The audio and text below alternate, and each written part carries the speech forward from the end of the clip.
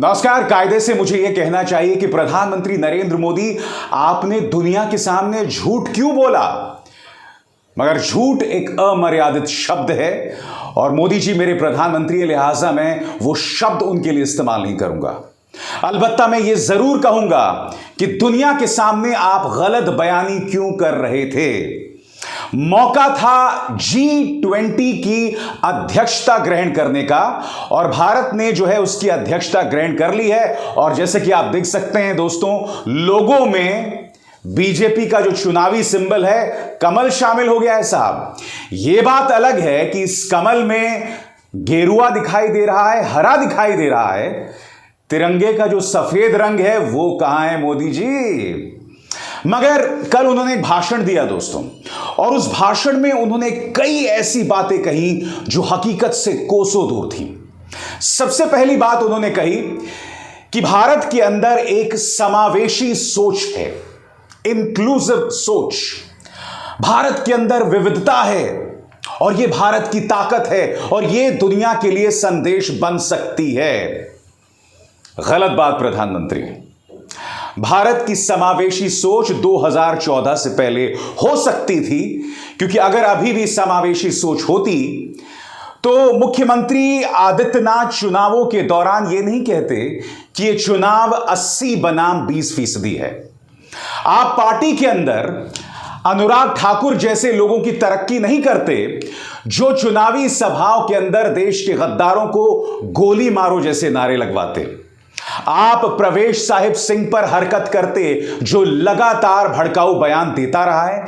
आपके पार्टी के अंदर इतने नेता भरे पड़े हैं जो मुसलमानों के आर्थिक बहिष्कार की बात करते हैं और आप ये कहते हैं कि ये देश जो है वो इंक्लूसिव सोच से चल रहा है, समावेशी सोच से चल रहा है, हम सब साथ साथ हैं, इस सोच के जरिए चल रहा है। प्रधानमंत्री, सरासर गलत। अब भी हिमाचल प्रदेश का चुनाव चल रहा है और अब भी आपके पार्टी के नेता खुलेआम धर्म के नाम पर वोट मांग रहे हैं। माननीय अमित शाह, उन्होंने तो एक रैली के अंदर बाबर को याद कर लिया। उन्होंने तो राम मंदिर जन्मभूमि का जो हिंसक इतिहास रहा है उसको तक याद किया, उसको तक जनता को याद दिलाया।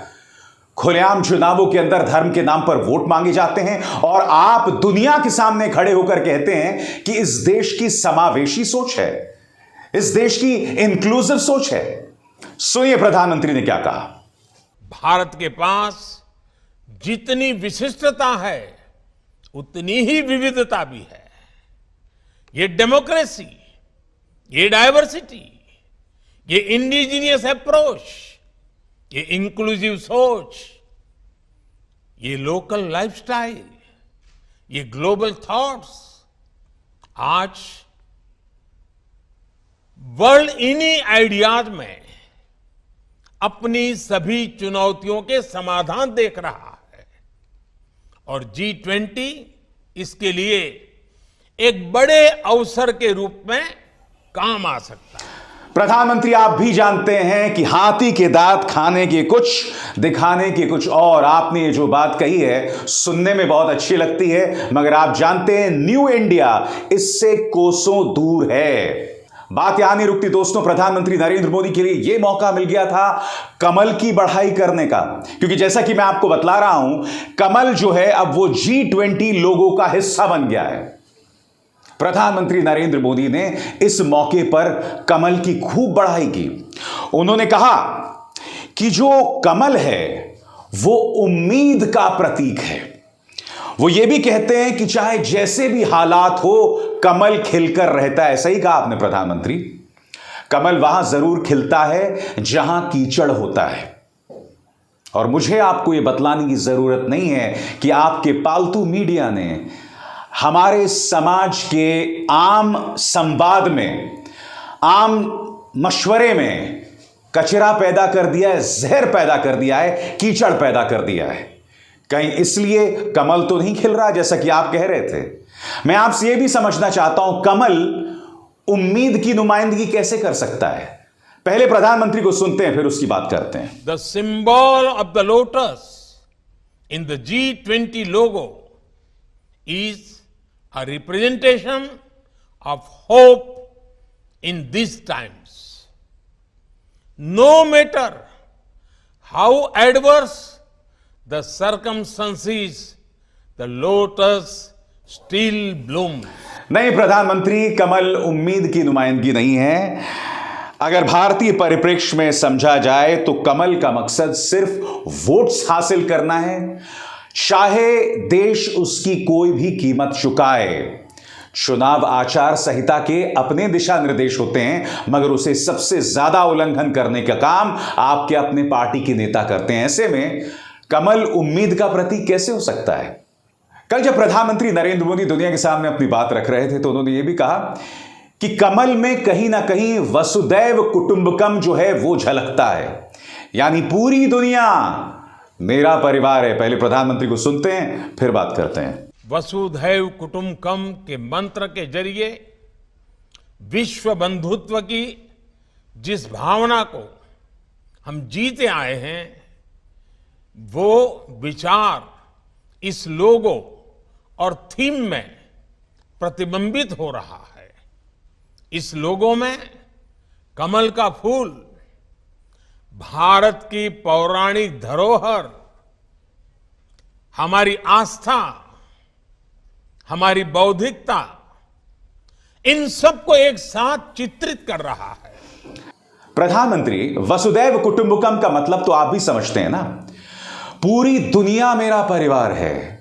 मैं आपसे समझना चाहता हूं, हमारे अपने देश में 20% माइनॉरिटीज हैं। मुझे बतलाने का प्रयास करें, इस देश में जिस तरह से इंसाफ चल रहा है, क्या आप उन्हें अपने परिवार का हिस्सा मानते हैं? और फिर आप वसुदैव कुटुंबकम की बात कर रहे हैं। 2-3 सवाल मैं आपसे पूछना चाहता हूं, क्योंकि आप बेटी बचाओ बेटी पढ़ाओ की बात करते हैं। बिल्किस बानो, उसके 11 गुनाहगारों को रिहा करने का काम गुजरात सरकार ने किया था। सीबीआई ने मना किया, पुलिस ने मना किया, सिविल जज ने मना किया। आप जब दुनिया के सामने वसुदैव कुटुंबकम की बात करते हैं और यह कहते हैं कि कमल वसुदैव कुटुंबकम का प्रतीक है, तो क्या आप मुझे बतलाने का प्रयास कर सकते हैं कि हमारे जो गरीब मुसलमान हैं इस देश के, वो उस परिवार का हिस्सा हैं? क्या आप उन्हें अपने परिवार का हिस्सा मानते हैं? इस देश के इतिहास में जो आज तक नहीं हुआ था, वो आपके सामने हुआ था जब मुस्लिम महिलाओं की ऑनलाइन बोली लगाई गई थी। उन लड़कों पर गिरफ्तारी हुई, उसके बाद वो छूट गए, क्या कार्रवाई हुई कोई नहीं जानता। और फिर दुनिया के सामने आप बड़ी बड़ी बातें करते हैं कि कमल जो है वो वसुदैव कुटुंबकम, यानी पूरा दुनिया जो है या पूरी दुनिया जो है मेरा परिवार का प्रतीक है। गलत बात प्रधानमंत्री। कमल क्या कर रहा है मैं आपको बतलाना चाहता हूं। वो सरासर झूठ बोल रहा है और देश की नाक काट रहा है। आपके सामने कमल यानी बीजेपी का एक भ्रामक और झूठा बयान आपकी स्क्रीन पर। यूक्रेन में 32,000 हमारे बच्चे फंस गए थे। प्रधानमंत्री मोदी जी ने पुतिन को फोन किया, जेलेंस्की को फोन किया और युद्ध को रुकवाया।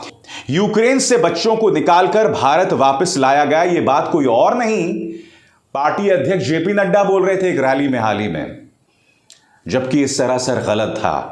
आइए खुद विदेश मंत्रालय क्या कह रहा है। विदेश मंत्रालय ने अपने इस बयान में कहा था कि यह सरासर झूठ है, क्योंकि अगर हम 6 दिन के लिए युद्ध रुकवा सकते हैं तो हम तो हमेशा के लिए युद्ध रुकवा सकते हैं ना फिर तो। और अगर 6 दिन बाद वो युद्ध फिर शुरू हो जाता है तो वो अपने आप में एक अजीबोगरीब बयान है। सुनिए विदेश मंत्रालय ने कुछ महीनों पहले क्या कहा था। Extrapolating that to say that somebody is holding a bombing or that this is somewhere we are coordinating that, I think is absolutely inaccurate. I don't think if I could be more facetious, then it will extrapolate itself. So we would then order a resumption of bombing. I think that's really getting a bit much ahead of ourselves. और नड्डा साहब क्या कह रहे हैं? नड्डा साहब कह रहे हैं कि प्रधानमंत्री नरेंद्र मोदी ने युद्ध रुकवा दिया था। कमल यानी भाजपा इस तरह की भ्रामक बातें करता है। आपका खुद का विदेश मंत्रालय उसे झूठ साबित कर रहा था, मगर ये प्रोपेगेंडा बार बार आपके पार्टी के नेता करते हैं और यहां ये प्रोपेगेंडा कोई और नहीं, पार्टी के अध्यक्ष कर रहे हैं। प्रधानमंत्री नरेंद्र मोदी ने कल दुनिया के सामने यह भी कहा, आपके स्क्रीन पर, कमल का चिन्ह गांधी और बुद्ध के संदेश को सार्थक कर रहा है। सुनिए प्रधानमंत्री ने क्या कहा, फिर मैं उसकी चर्चा करता हूं। इस लोगो और थीम के जरिए हमने ये संदेश दिया है, युद्ध से मुक्ति के लिए बुद्ध के जो संदेश है, हिंसा के प्रतिरोध में महात्मा गांधी के जो समाधान है, G20 के जरिए भारत उनकी वैश्विक प्रतिष्ठा को नई ऊर्जा दे रहा है। कमल का चिन्ह गांधी और बुद्ध के संदेश को सार्थक कर रहा है। मगर मैं आपसे पूछना चाहता हूं प्रधानमंत्री, आपके अपने पार्टी के नेता क्या गोडसे की भक्ति नहीं करते? आप दुनिया के सामने तो गांधी, बुद्ध, इन तमाम नामों को लेते हैं क्योंकि आप जानते हैं कि अगर दुनिया में अपनी पहचान बनानी है, दुनिया आपको स्वीकृति तभी देगा जब आप गांधी का सम्मान करते हैं। आप अंतर्राष्ट्रीय जमीन पर भी जाते हैं तो गांधी के सामने सिर झुकाते हैं, मगर आपके पार्टी के नेता लगातार गोडसे भक्ति करते हैं और गांधी का अपमान करते हैं। आज की तारीख में जिस तरह से नफरत को फैलाने का काम भारतीय जनता पार्टी से जुड़ी संस्थाओं ने किया है, अपनी अलग अलग महापंचायतों, अलग अलग धर्म संसदों के जरिए, मुझे बतलाने का प्रयास करें कि इसमें बुद्ध का संदेश कहां है।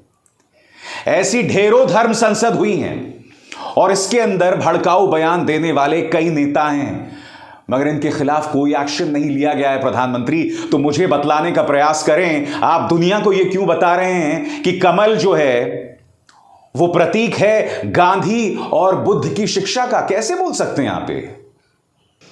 और अंत में प्रधानमंत्री ने जो बात कही, उम्मीद करता हूं कि भारतीय जनता पार्टी का हर नेता इस बात को समझेगा। प्रधानमंत्री ने कहा कि अपनी तरक्की के साथ साथ दुनिया की तरक्की भी संभव है, यानी कि वो इस बात को मान रहे हैं कि हम सब आपस में जुड़े हुए हैं। हम सब तभी तरक्की कर सकते हैं जब हम एक साथ आगे बढ़ें। सुनिए प्रधानमंत्री ने क्या खूबसूरत बात कही थी। साथियों, भारत की हजारों वर्ष पुरानी संस्कृति ने हमें एक और बात सिखाई है, जब हम अपनी प्रगति के लिए प्रयास करते हैं तो हम वैश्विक प्रगति की परिकल्पना भी करते हैं।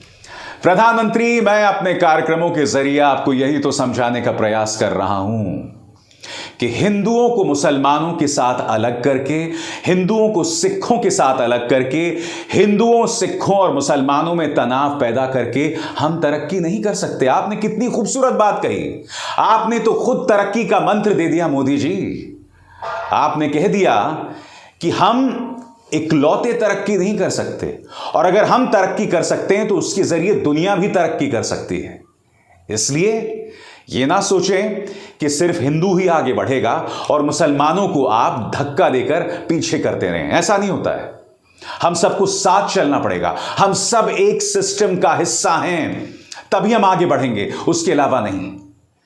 जो अंत में आपने बात कही है, खूबसूरत बात कही है, मगर मैं उम्मीद करता हूं कि आपकी पार्टी उस बात पर अमल करेगी। प्रधानमंत्री, कल G20 का लोगो जारी हुआ जिसमें कमल था।